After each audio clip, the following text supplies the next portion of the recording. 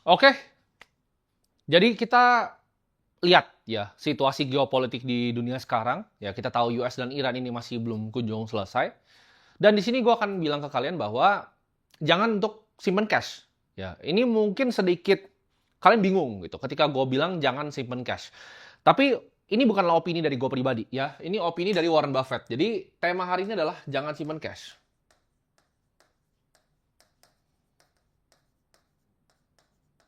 Ya, opini dari Warren Buffett. Cash itu akan turun ya ketika situasi tensi geopolitik terjadi. Kita akan bahas kenapa ya.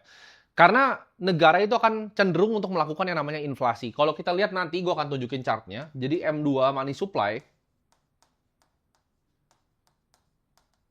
ini lagi naik ya. Jadi uang yang dicetak semakin banyak. Kenapa? Karena mereka perlu pembiayaan untuk perang. Ya. Jadi cash itu adalah aset terjelek. Ya. Dan gue akan jelasin sebetulnya fungsi cash dalam portofolio supaya kalian ngerti ini nanti. Jadi jangan anggap cash ini sebagai cuma, oh ini gue nunggu di saat nanti turun. Bukan untuk itu. Warren Buffett itu terkenal untuk bilang selalu beli produktif aset ya di saat perang.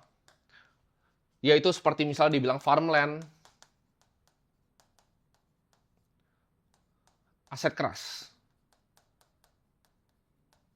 Jadi ini yang harus dilakukan. Ketika terjadinya perang, kalian harus justru punya produktif aset. Jadi apa yang diakibatkan oleh ini? Ketika money supply naik, purchasing power akan turun. Atau bisa kita sebutnya daya beli ya. Jadi ketika purchasing power dari cash itu turun, nilainya akan tergerus ya. Kita udah lihat sekarang nilai cash di sekeliling dunia ya. Mata uang yang kita sebutnya mungkin frontier atau emerging market ya, itu semuanya turun ya. Kita mau lihat dari Filipina punya mata uang, kita lihat dari Thailand punya uang, ya Malaysia punya uang, bahkan Indonesia punya rupiah. Semua akan turun. Kenapa? Karena secara global kita bisa lihat dari percetakan uang, nanti gue akan tunjukin USD dan terutama yuan ya. Jadi ini yang sedang terjadi. Dunia ini gua rasa selalu sama ya, selalu ada musim ya. Ada musim panas, ada waktunya musim dingin. Ketika musim panas, kita harus bisa gitu untuk manen ibaratnya. Dan itu harus kita simpan untuk siapkan musim-musim seperti ini yang gua sebutnya musim dingin. Jadi dunia ini lagi mau masuk ke musim dingin. Karena gue udah bilang ya, ini memang siklus selama 100 tahun sekali. Kita tahu pandemi itu juga 100 tahun sekali. Dan sekarang terjadi nih. Ibaratnya ini nggak cuma perang di satu front. Ya ini bukan cuma US, Iran, dan Israel. Tapi kita lihat juga ada Rusia, Ukraina, ya dan banyak perang-perang yang lain yang terjadi di saat yang bersamaan. Nah, kita akan bahas dulu ya, fungsi dari cash sendiri ya. Fungsi dari cash di dalam sebuah portofolio itu apa? Cash itu utamanya untuk menyimpan yang namanya likuiditas supaya kita punya liquidity. Di sini gue nggak expect kalian orang yang super kaya ya. Ketika kalian udah jadi orang yang super kaya, misalnya kalian punya aset 100 miliar, kalian misalnya punya rumah 10 miliar. Kalian bisa ngambil yang namanya home equity line. Rumah kalian bisa ambil lagi equity-nya keluar untuk menjadi cash. Tapi nggak semua orang bisa seperti itu ya. Jadi fungsi cash untuk 99% orang yang nonton ini adalah untuk menjaga likuiditas. Ya, itu fungsi cash yang pertama. Fungsi cash yang kedua itu apa? Kalau untuk kalian semua, yaitu kebutuhan darurat. Jadi ini untuk kalian ngerti juga dalam memanage sebuah portofolio, memanage aset kalian ketika kalian mulai berinvestasi. Ini contohnya apa? Kita selalu bilang di sini 3 sampai 6 bulan ya. Jadi misal kalian punya gaji 10 juta nih, gaji ya 10 juta. Ini kalian pengeluarannya 5 juta gitu. Misal kalau kalian ngomong gaji kalian 10 juta, pengeluaran kalian 10 juta, itu artinya gaya hidup kalian terlalu tinggi dan harus diturunin. Tapi ketika kalian punya ibaratnya pengeluaran 5 juta, kalian bisa simpan 5 juta, ya kan? Jadi minimal kalian punya dana darurat berapa? 15 juta, ya. Sampai 30 juta, ya. Apakah perlu lebih ketika kalian pengeluaran cuma 5 juta? Jawabannya enggak. Tapi ini masih tergantung ya, ketika kalian punya pekerjaan tetap, seberapa cepat kalian bisa mencari pekerjaan yang lain, ya. Cuman idealnya kalian bisa simpan 15 sampai 30 juta dan itu sudah cukup untuk posisi cash, ya. Dan fungsinya cash itu apa untuk orang-orang seperti ini? Jadi ketika kalian dipecat, ini kalian tidur lebih tenang, tidur tenang, ya. Ini fungsi utama cash, ya. Fungsinya ini. Nah, kita akan bahas lalu kalau ini fungsi yang benar, ya. Ini benar nih. Fungsi yang salah dari cash itu apa? Ya, ini fungsi yang salah kita tulis di bawah sini. Fungsi yang salah dari cash adalah ini, nunggu koreksi.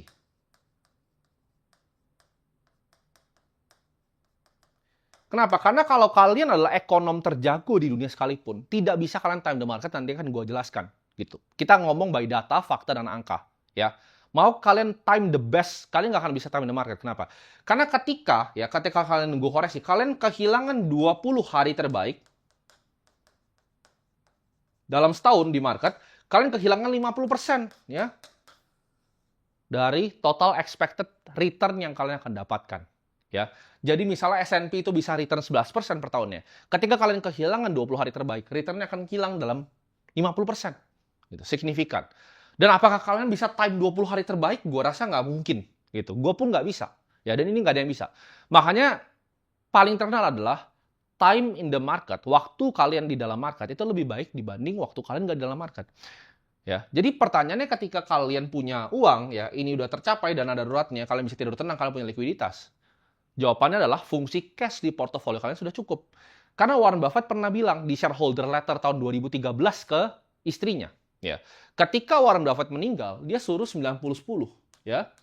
Jadi 90 itu ditaruh di S&P 500. Ini will-nya dia ya. Ini bukan opini dia. Ini yang dia tulis di letternya. Kalau dia meninggal, asetnya diapain untuk istrinya? Nggak dititip di hedge fund, nggak ditaruh di Berkshire, dia taruh di S&P 500. Dan 10% ini ditaruh di US Treasury. Ya. Jadi bahkan untuk istrinya dia cuma siapkan 10%. Ya. Jadi menurut gua, kalian ketika sudah punya cash yang cukup, salah untuk kalian punya cash ibaratnya untuk hanya menunggu koreksi. 2, kalian ngerasa, oh valuasi terlalu tinggi.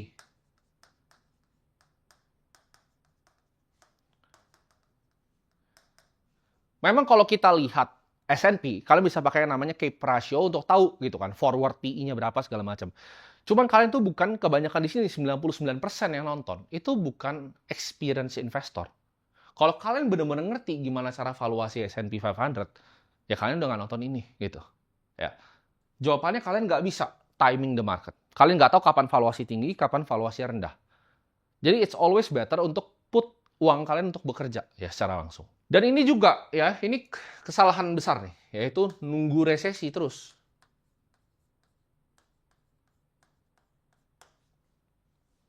Ya, jadi fungsi cash itu likuiditas, kebutuhan darurat, tidurnya tenang. Ya, yang bukan fungsi dari cash adalah nunggu koreksi, ngerasa valuasi terlalu tinggi, nunggu resesi. Ini semua masuk ke dalam bracket market timing. Ya, nggak ada orang cenayang yang bisa tahu market itu mau kemana. Nggak bahkan the best hedge fund di dunia bisa tahu ya S&P itu mau naik atau turun besoknya. Dan kita kan coba bahas di sini ya. Market itu selalu ada yang namanya resesi ya. Jadi kalian lihat di sini, oke? Ketika bull market ya, average ya selama 5,3 tahun itu plus 254%. Bear market average-nya ya minus 31%. Artinya apa? Apakah lu bisa timing untuk selalu beli di sini? Kayak gini gitu. Lu orang paling jenius di dunia yang bisa beli di semua titik ini? Jawabannya enggak, ya. Nyatanya, kenaikan dari setiap bull market itu selalu lebih tinggi dibanding penurunan bear market ya. Kenaikan S&P bull market lebih tinggi dibanding drawdown-nya. Artinya apa? Dalam jangka waktu yang panjang, kalian akan selalu menang dan ini data dan fakta yang ada, gitu. Susah sekali untuk membit return seperti ini gitu. Dari kalau kalian hold ibaratnya cash ngelawan S&P, ketika kalian punya cash nih, kalian pegang cash di sini nih misalnya nih. Kalian bisa untung nih dalam waktu segini kalau kalian pegang cash ibaratnya. Jadi dalam waktu 1 sampai 5 tahun, kalian mungkin untung pegang cash 30% of the time. Tapi kalau kita ngomong sampai plus dari 20 tahun berinvestasi, hampir nggak pernah cash itu menang. Kemungkinan cash menang itu 0%. Ya. Karena ini datanya terbukti, ya. Kalian lihat, kalau kalian hold-nya panjang, ini 12,3 tahun ini 841%. Lalu ada drawdown di sini, 47%. Dia naik lagi 121%. Ada drawdown lagi di sini. Ya. Jadi timing the market adalah kesalahan berpikir, kesalahan logika. Ya. Kita perlunya aset alokasi. Jadi gue udah ajarin, kalau kalian belum nonton video sebelumnya. Kuncinya bukan timing the market, tapi aset alokasi. Kalau kalian takut dengan portofolionya Warren Buffett tadi 90-10, kalian bisa kurangin gitu loh. Oke, lu mau yang amannya 50%, yang beresiko 50%. Cuman yang beresiko ini memang bisa turun gitu. Ini kita ngomong public equity dunia ya. Kalian lihat ini drawdown-nya. Ya, bisa 20, 30%. Tapi over dari 20 tahun, dan gua rasa kalau lu punya jangka investasi, ya lu mau berinvestasi sebuah aset, ya harus lu punya mindset yang panjang sekali. Lu nggak bisa berinvestasi dengan ekspektasi tahun depan untung atau 2 tahun lagi untung. Bisa jadi lu invest sekarang di S&P, 3 tahun lagi koreksi, gitu loh. Ya. Dan itu juga nggak ada yang tahu, gitu. Mau orang bilang ini overvaluation di sini, lu beli di sini pun, lu tarik sini, lu masih untung gitu loh. Ya. Ketika lu pegang cash terlalu banyak, ada yang namanya opportunity cost, ya. Karena lu bisa mendapatkan return, ya. Lu bisa mendapatkan return ini, ya. Jadi ketika cash banyak, ada opportunity cost yang lu harus tahu. Ini penting sekali, ya. Nah, seberapa banyak lu mau ketinggalan dari opportunity cost ini, ya. Dibanding lu berinvestasi langsung, uangnya taruh untuk bekerja di market. Dan kalian tahu, untuk create semua return ini, ya, 3,7% dari saham itu create 100% dari gain value marketnya. Lu bisa pilih nggak 3,7% saham ini? Ya. Jadi sulit sekali. Kalau kalian mau beating the index, hanya 3,7% yang ngebikin hampir 100% dari market value-nya. Di financial market, ya, lu harus punya kerendahan hati untuk tahu apa yang lu bisa tahu dan apa yang lu nggak bisa tahu. Ya. Kalau di sini dia bilang, oke, gue bisa timing kok S&P ketika PI-nya 34, gue jual, ketika PI-nya di bawah, gue beli. Sekarang gue tanya sederhana, lu ngerti nggak konsep yang namanya Sharpe ratio, Sortino ratio, Kalmar ratio? Kalau itu aja lu nggak bisa jawab ke gue sekarang, jawabannya lu nggak akan pernah bisa beat the market. Ya. Karena orang-orang paling pintar di dunia yang berkompetisi untuk ngalahin ini, dan mereka pun banyak yang kalah selama 10 tahun, apalagi 15 tahun. Makin panjang kalian tarik, makin susah untuk kalian beat the index. Ibaratnya lu nggak berani tiba-tiba operasi diri lu sendiri kan, karena lu nonton di YouTube, oh cara jadi dokter seperti ini. Tapi gue bingung ya, di dunia investasi, kalian merasa kalian bisa jadi profesional investor, ya. Gue di sini sebagai profesional investor, ini hal yang gue lakukan setiap hari. Gue optimisasi portofolio gue setiap hari, gue ngikutin berita itu setiap hari, ya. Setiap malam sebelum gue tidur, setiap gue bangun pagi, itu yang gue lihat adalah berita gitu. Dari berbagai macam source berbayar yang banyak. Apakah lu siap jadi orang seperti itu? Dengan lu bisa dapetin return yang sama kok. Gitu. Hanya dengan berinvestasi dengan disiplin. Karena musuh paling besar dari diri lu adalah biasanya diri lu sendiri. Musuh dari berinvestasi seperti ini tuh apa? Yaitu tidak disiplin. Ketika kalian di sini kalian pengen ngerasa, oh lu bisa jual sini beli sini, ya kan? Jual sini beli sini. Kalau orang bisa kayak gitu semuanya jadi kaya gitu. Jawabannya nggak ada yang bisa. Lu harus bisa tahan drawdown-nya. Lo harus lihat punya time horizon yang panjang. Lo berinvestasi bukan cuma untuk 1-2 tahun, tapi 10-20 tahun ke depan. Kita harus punya mental untuk selalu jadi pelajar di market. Ya, gue pun 11 tahun di sini, gue selalu punya mentalitas belajar. Makanya kenapa gue bikin video-video seperti ini adalah format untuk gue sendiri belajar. Ya, apa yang sedang gue pikirkan, gue sharing di sini. Karena gue adalah seorang capital allocator. Pekerjaan gue setiap hari ini gue punya pool of capital, gue harus ngapain dengan uang gue sendiri. Ya, dari situ gue mendapatkan uang. Dan dari situlah gue berpikir gitu. Makanya setiap hari yang gue pikir adalah gimana caranya gue construct portfolio yang lebih efisien dibanding sebelumnya. Dan pikiran-pikiran itu gue sharingkan di sini. Apa yang gue temukan data-data tentang market itu akan gue sharingkan di sini sebagai format gue belajar juga supaya kalian bisa ngerti gitu. Oh, caranya seorang capital allocator tuh mengalokasikan capital tuh seperti ini. Caranya seorang investor berinvestasi itu seperti ini yang benar. Ketika lu ngerasa lu udah pintar, lu bisa timing semua di market gini, itu di saat lu jatuh, ya kan? Yang coba begini timing udah banyak banget. Kalau dari dulu yang pinter-pinter LTCM, Long Term Capital Management, ya, hancur. Mereka employ 90 PhD untuk coba nebak ini. Nggak bisa, gitu, ya. Karena market itu, ketika kalian udah ngomong market public, market luar negeri, ada yang namanya efficient market hypothesis, EMH. Memang manusia itu punya greed, punya fear, dan banyak argumen bahwa market tidak efisien. Tapi kalau gue rasa, market luar negeri sudah efisien. Mungkin di Indonesia tidak. Ya, kalau market Indonesia belum EMH. Tapi kalau kita ngomong market di luar negeri, ini udah dibuktikan banyak sekali paper. Ya. Dan susah. Ya. Tidak ada bukti bahwa orang tuh bisa mengenerate alpha secara konsisten tahun ke tahun. Dan di kali ini, karena judulnya adalah jangan pegang cash, dan kalian udah tahu ya kenapa pegang cash itu dan coba untuk timing the market bukan hal yang efisien. Gue akan coba sharingkan berdasarkan data, fakta, dan angka, apa sih 3 aset. Ini bahkan ini bukan opini ya. Ini bukan opini yang gue keluarkan, tapi ini data, fakta, dan angkanya. Nah, ini aset kelas pertama ya yang gue mau bahas. Ini adalah riset dari BlackRock ya. Ini institusi finansial terbesar di dunia ya. Jadi ini bukan orang bodoh yang bikin. Di sini kita bisa lihat ada 10 hari return dan 60 day return ya. Ini ketika eskalasi geopolitik terjadi ya. Jadi kita akan lihat dari riset dan hasil papernya mereka. Ini di saat Januari tanggal 3 2020, US dan Iran tuh mengalami eskalasi di sini. Kita lihat di sini apa yang terjadi dalam 10 hari.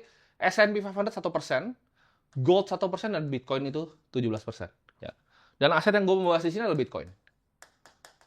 Ini bukan risetnya Moti, ini risetnya BlackRock ya. 60 day return, S&P minus 8, gold 7%, Bitcoin 26%, dia menang. Ya. COVID, Bitcoin turun paling jauh ya. Tapi lihat, ini kan 10 hari nih. Setelah 60 hari, dia paling tinggi. Ya, COVID. 2020, US election. 7%, minus 1, 19%. Dan setelah 60 hari, 131%. Menang dia. Rusia menginvasi Ukraina.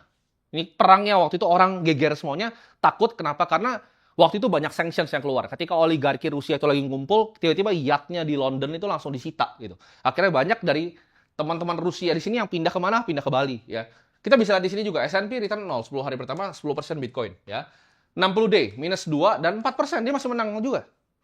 Di saat Rusia invasi Ukraina. US itu mengalami regional banking crisis ya. Yang waktu itu ada beberapa bank yang meltdown, akhirnya diakuisisi sama bank-bank yang lebih besar. Bank-bank yang banyak tadinya untuk service klien-kliennya di venture capital. Apa yang terjadi? S&P minus 2, Bitcoin plus 27%. Dan Bitcoin plus 25% setelah 60 hari. Ya. US Global Tarif ya, deklarasinya. Minus 5, S&P 0. 23%. Ya. Jadi secara data, 60 day return BTC, setelah krisis kita sebutnya, geopolitik, itu menghasilkan return terbaik. Ya, jadi aset pertama yang menurut gue bagus di saat krisis seperti ini adalah Bitcoin. Ya, kita sekarang mikir, ya, ketika Iran sekarang lagi krisis, ini eskalasi tahun 2020 ya, tapi kan sekarang kita lihat eskalasi lagi. Ketika Hormuz itu mau lewat kapalnya, Iran mintanya bayar pakai apa? Betul, dia minta bayar pakai Bitcoin. Ya. Jadi orang banyak yang nyinyir ya kan, ini aset scam dan lain-lain. Ketika itu terjadi, semuanya terdiam. Ya, kalian nonton semua kan kemarin di berita nasional, ya. Iran mintanya bayar pakai Bitcoin. Itu pertama. Kedua, ketika sanctions terjadi kayak di sini. Ini kan banyak perang sanctions sih. Jadi perang itu bukan cuma masalah kalian lihatnya, oh ini militer. Perang itu ada yang lebih kompleks, yaitu segi ekonominya. Jadi perang itu ekonomi. Ya, senjata US untuk perang adalah ekonomi. Dia melakukan sanctions, yaitu banknya nggak bisa transfer. Karena sistem international settlements, itu semua mereka yang kontrol. Ya. Bank-bank di US, bank-bank di Swiss, itu mereka yang kontrol ya settlement internasional. Kalau kalian mau transfer uang dari Indonesia ke Singapura, itu pakai sistem yang namanya SWIFT. Ya. Jadi ketika ada negara yang bisa nge-sanction seperti itu, mereka butuh uang lain buat lompat. Dan jawabannya selalu apa? Balik lagi, kripto, Bitcoin. Karena US government nggak bisa sita. Ya. Ini nggak bisa disita. Nggak bisa disita. Disita. Nggak bisa di-sanction. Di-sanction. Ya.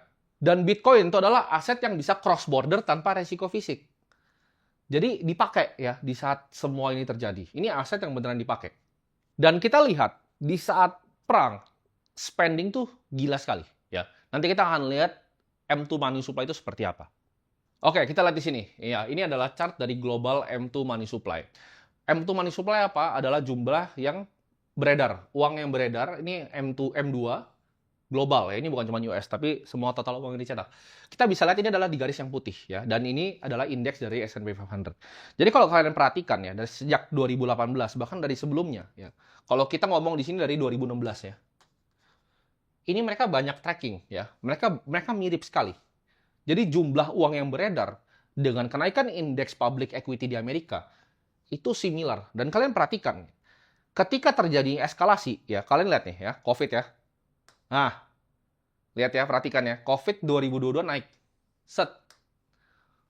Uang itu banyak. Jadi kalau global uang naik, kalian ingat nggak saham-saham Indonesia juga pas COVID kenapa naik? Karena saham-saham Indonesia banyak dipegang oleh asing. Ketika indeks dari asing banyak yang bisa masuk, uangnya masuk nih. Perhatikan. Ya. Jadi uang itu dicetak banyak sekali. Kalian perhatiin nih. Ini 2016, 2018, COVID. Ya, ini COVID. Oke. Perhatikan eskalasi-eskalasi tadi ya. Ini apa nih yang terjadi di sini nih? Ya, ini perang nih. Ini akan naik nih, akan kayak gini ya. Ini gue gambarin chart. Dan apa yang terjadi ketika gini? Yang mana adalah hard asset. Jadi makin dia cetak, uang yang kalian pegang itu nilainya turun. Jadi hard asset yang nggak selalu menang.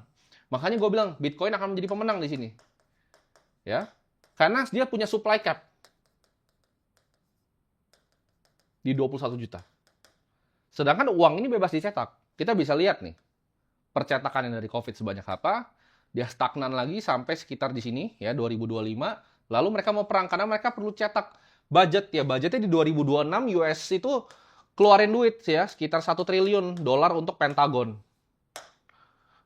Jadi dunia ini tuh harus bikin alasan ya COVID nih, ya kan kita cetak duitnya. Yuk perang kita cetak lagi. Ya. Tapi at the same time di sini marketnya menurut gua akan di-crashin ke bawah. Ya, karena kalian nonton video gue yang sebelumnya gue bilang lubung padi orang perlu dibakar. Memang cara mereka bekerja itu seperti itu. Jadi money printing ditambah sanctions ditambah perang sama dengan Bitcoin menang. Ya. Perang dunia pertama, ya kan? Kita lihat banyak apa yang terjadi. Gold itu dikonfiskate, emas itu disita. Ya. Perang dunia kedua, Bretton Woods System, ya. Dan sekarang OTW perang dunia ketiga. Setiap perang dunia ada yang namanya monetary change. Jadi sistem moneter di dunia itu berubah. Setiap kali terjadi yang namanya perang. Dan kalian jangan cuma lihat ibaratnya aset ketika naik ya. Justru ketika aset itu turun, opportunity itu ada di situ. Nah, kita lihat di sini ya. M2 Global Supply Growth dan juga Bitcoin. Ya. Bitcoin tuh banyak yang lihat pakai chart yang kalian bikin biasa. Ini kan tapi ini chart log ya. Ini dalam log. Kita bisa lihat growth-nya seperti ini ya. Ini harga Bitcoin yang warna putih dan ini M2 money supply. Perhatikan nggak? Mereka tuh always track ya. Kadang Bitcoin di atas. Dia ada spread-nya. Oke. Tapi apa yang terjadi nih? Setiap kali mereka ketemu di sini. Perhatikan ya. Ini mereka ketemu di sini. Ini hampir ketemu dan ini ketemu. Bitcoin akan naik seperti ini ya. Ini data, fakta, dan angka. Kita bisa lihat ya. 2014 terjadi. Oke. Uang ketika beredar. Itu mereka harus ada pindah tempat ya.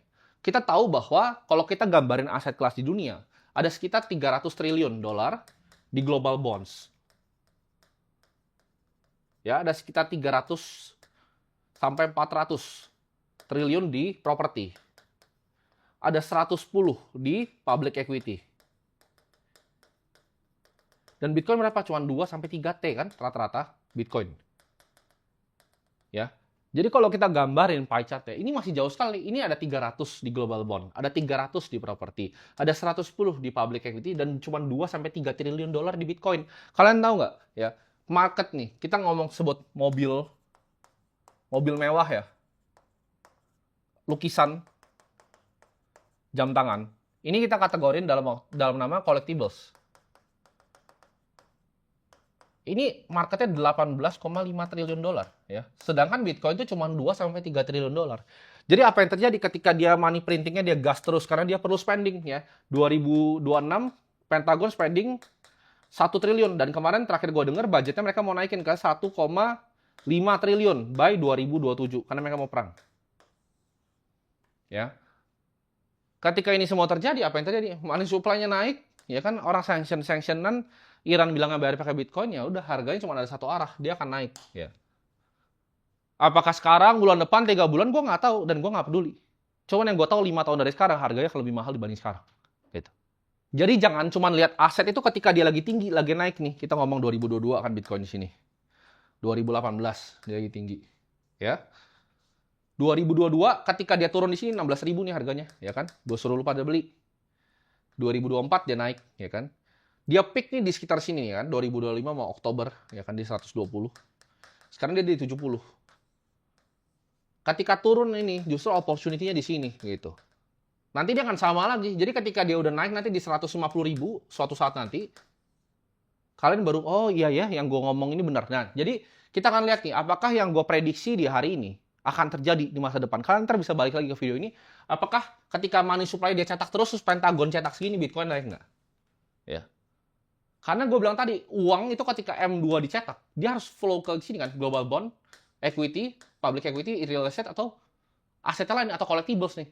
Kalau yang zaman dulu sukanya lukisan dan lain-lain kan. Jadi uang itu harus ngocor. Ya, kayak air terjun, dia harus ngocor. Dan harus bisa lihat dari situ dia akan ngocornya kemana. Nah, kita kan balik lagi ya ke yang sama ini gitu.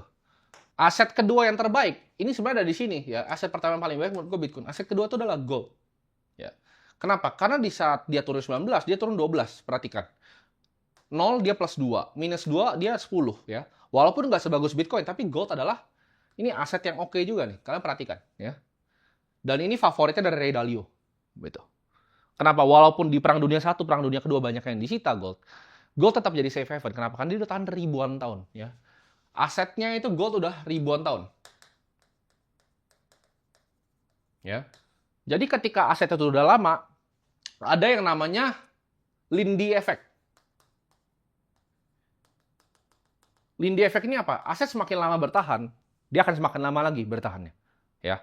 Dan di konflik seperti ini, kenapa gua rasa ini konfliknya belum selesai? Kenapa? Karena US tuh sama Iran eskalasi dari Januari 2020. Sedangkan dia itu punya 800 ya, military base yang ada di dunia.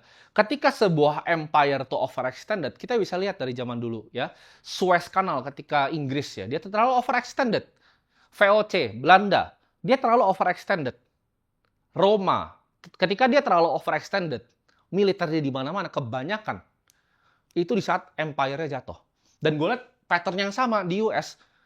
Coba, berapa banyak base US, military base di Timur Tengah? Ya, berapa banyak di dunia? 800 jumlahnya military base US. Di Filipina aja ada. Ya.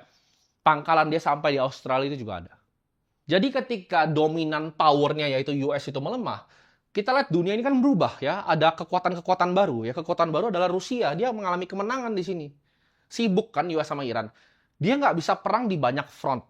Ya, dia nggak bisa ketika dia overextended military kapasitasnya, dia nggak bisa perang di banyak tempat. Ya, kalau nanti ada eskalasi lagi di Cina dan Taiwan, ini kemungkinan menurut gue kecil sekali. Tapi kalau terjadi, US nggak bisa lakuin apa-apa. Ini mereka menang nih sekarang nih.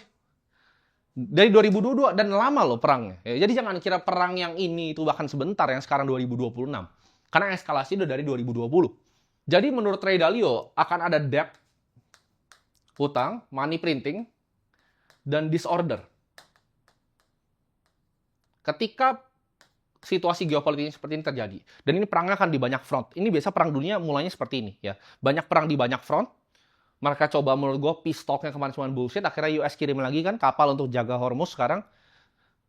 Menurut gue nggak segampang itu, nggak segampang damai ya. Karena sudah banyak sekali ya yang dihancurkan di Iran. Ya, Iran minta, oh lu udah nyerang gue ganti rugi at least. Tapi US nggak mungkin bisa ganti rugi. Kenapa? Karena budgetnya di-spending di militer semua. Dan ada pertanda, ya ketika gold ini agak beda sama sekarang, ya. Karena sejak US bikin global tarif deklarasi, 2025 apa yang terjadi? Bank sentral dunia di Cina, mereka fokus beli gold. Jadi kalian perhatikan, gold tuh naik 6% sama naik 4% ketika S&P minus 5. Jadi ketika dia tarif, Cina juga bilang, oke, gue nggak percaya nih treasury lu. Gue mau simpen gold di bank sentral gue. Ya. Akhirnya dunia itu mau simpen gold. Jadi tema utama ketika perang, ya, cash itu kan nilainya turun, kecuali cash yang netral. Cash yang netral itu apa? Contohnya Swiss franc, CHF. Cuman cash yang netral. Ya. Nanti kita akan lihat nih, dia dari sekarang kan berapa 23.000 sekian rupiah, dia akan naik terus ya. Karena cash yang netral itu akan naik. Dan aset terakhir ya, yang gue pengen bahas juga di sini. Nah, oke, ini akan ada hubungannya nih semuanya nanti. Ya. Jadi aset terakhir yang gue pengen bahas di sini adalah defense stocks. Jadi ketika public equity turun, gue bilang tadi, ketika dia printing $1 triliun di Pentagon, uangnya harus ngocor. Ya, ketika dia nanti 2027 budget Pentagon dibesarin lagi, uangnya juga harus ngocor. Cuman ini bukan preferensi gue pribadi ya, dan gue nggak punya barang di sini, tapi gue cuma ngomong by data, fakta dan angka yang ada. Bitcoin itu akan naik nanti, gold akan naik dan defense stocks ini juga akan naik ya. Karena kita bisa lihat di sini, ini market value dari satu saham doang, oke? Kalau kalian tahu ini ETF-nya dari BlackRock ya, ini ITA namanya. Kita lihat isinya seperti apa. GE Aerospace ya, buat teman-teman yang nggak tahu, GE Aerospace ini yang punya paten untuk bikin mesin-mesin jet engine pesawat. Ya. Jadi kalau kalian lihat event Boeing 737, ini kan ada Boeing di sini. Yang bisa bikin mesinnya itu adalah GE. Dan ini semua pesawat-pesawat militer Amerika ini GE yang bikin. RTX ya, RTX ini apa? Ini Raytheon. Ya. Ini yang bikin Surface to air missile-nya, Patriot sistemnya Amerika. Kalau kalian ada mobil itu bisa nembak ke atas, ini Raytheon yang bikin, ya. Boeing, kalian banyak tahu Boeing itu cuma bikin pesawat ya 737 yang kalian biasa naik kalau kalian keluar negeri. Cuman Boeing itu juga yang bikin stealth bomber, ya, bareng sama beberapa perusahaan yang di sini. Howmet Aerospace, ya. Ini yang jualan titanium sama aluminium, ya. L3 Harris Technology, ini yang jual apa? Ini yang jual night vision, telekomunikasi, ya, teknologi satelit, ya.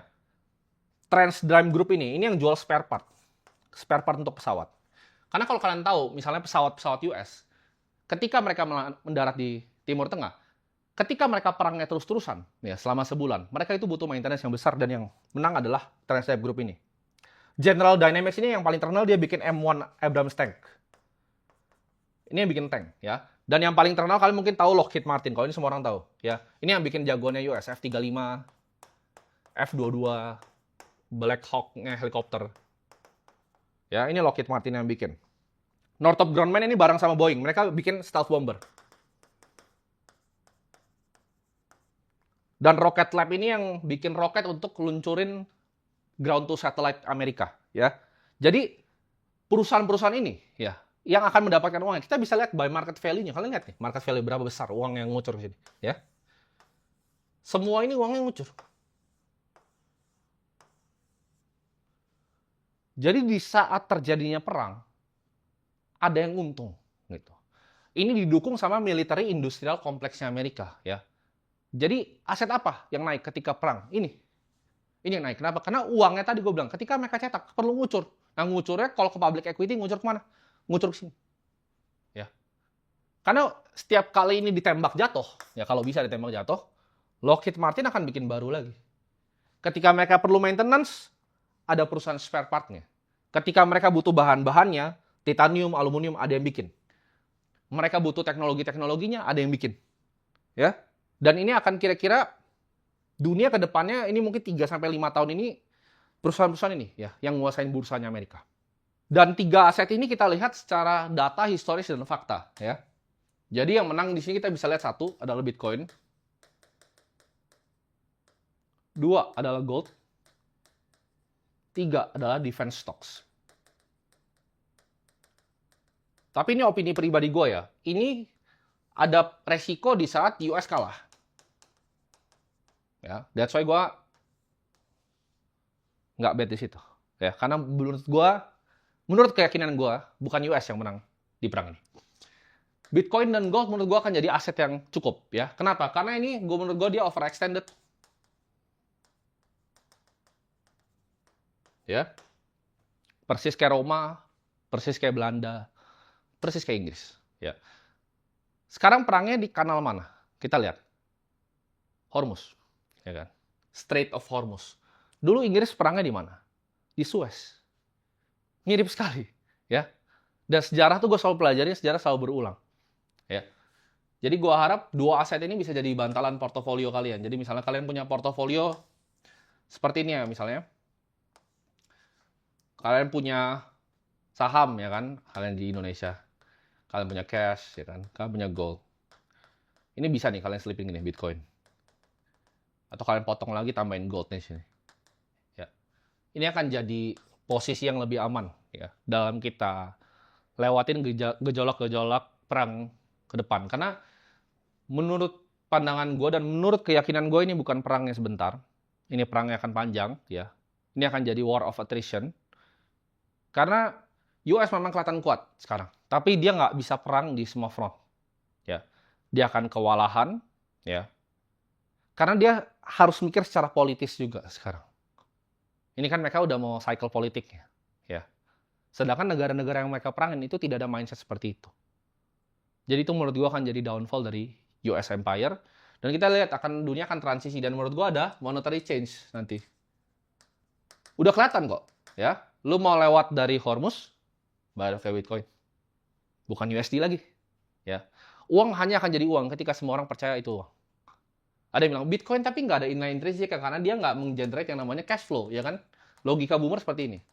Sekarang gue tanya, USD generate apa? Iya, 3 months treasury generate 3%. Apa yang di-generate dari USD? Tidak ada, ya. Mereka itu cuma fasad, semuanya fasad. Dan hutang Amerika terlalu besar. Ketika ada hutang, tambah cetak duit, tambah perang. Ini rumus hancur. Ya. Dan menurut gua akan banyak negara-negara yang mendapat keuntungan, termasuk Indonesia. Nanti gua akan bikinin video lengkap. Kenapa menurut gua Indonesia akan jadi negara yang prime untuk bisa capture market ini. Ya.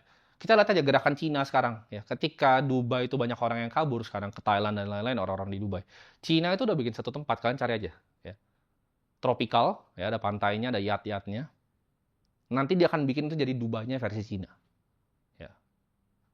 Dan itu aja untuk video kali ini. Jadi jangan simpan cash. Dan ini 3 aset yang menurut gua akan naik, tapi cukup 2 ini, ya, yang dimasukin ke dalam portofolio kalian.